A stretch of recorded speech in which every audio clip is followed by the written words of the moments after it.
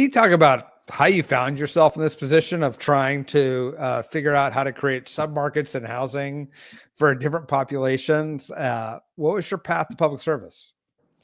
Yeah, so I think if I look back originally, how did I get into this area of elected office? I was kind of lucky because I fell into it when I was actually in high school. I was a kind of like a student council nerd, and I would.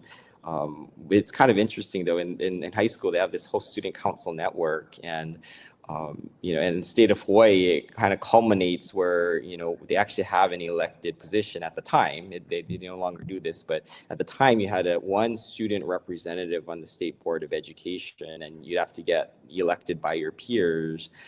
Because I was in, that network, I was like, oh, I'm going to go run for that, just see how you do. And, miraculously, I won. And so I spent my whole senior year at that time traveling across the state, and going to these Board of Education meetings. And at that time, all the members were elected. I think subsequently, about 5 years after that, there was a referendum on as a constitutional amendment to make them appointed board. So it's no longer as fun. But that was the time when I was on it. That's when all the politicians would run for the Board of Education to get their start in politics. So, I think during that year, you kind of meet these very interesting characters, and you kind of start to learn that you're like, oh, okay, they're regular people. They're not, they're very interesting, but they're not necessarily out of the ordinary. And you're like, okay, they're very personable, approachable.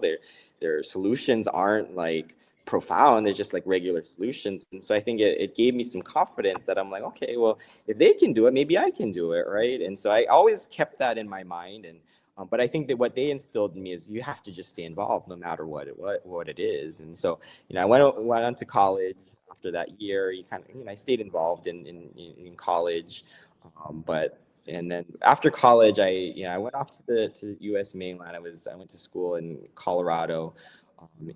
But I spent 5 years there getting my master's. I got my undergraduate master's there, and then I decided to come back home because, we had a family friend who was running for re-election for a mayoral campaign. So I thought I was just going to come back for a summer to help on the campaign, and that turned into a little bit of a longer gig, and then I went. Unfortunately, for that race, it was kind of sad because they lost the re-election. So I know what it means to lose, even though you work really hard. But I think at that time, when one door closes, you never know what door will open. And right after that loss, I think one of the county council members were looking for staff. And so I joined the staff of the Maui County Council. And I served as staffer for almost 7 years before getting appointed to the State House. And so very interesting journey. I think my time at the county was very good because that is what it taught me about a lot of land use stuff, right? Because I think at the end of the day, a lot of times the states rely on the counties to do land use policy. Like we do broad strokes in terms of what we want out of the counties and the cities, but that's where the action happens in land use policy. And so I think for me to be able to understand a lot of the internal what the counties are thinking and take that to the state, I think that's what makes it a lot of very valuable. So you'll look, actually all the housing committee folks in our circle, both on the House and Senate, we're all from the county. We originated from the county because I think we understand that there's an interplay there, and you got to kind of understand once you set a state policy how it's going to get implemented. And so I think that interplay is very, very important. I think a lot of the state folks, if you don't have that county interaction, that's what you got to do to really make good policy. Because at the end, if you pass good, policy, but people don't implement it, then you've kind of failed, right? Sometimes, and so that's the journey, the pathway. I think I've been very, very lucky along the way because I'm actually a double appointee, so I haven't had to run for my seat.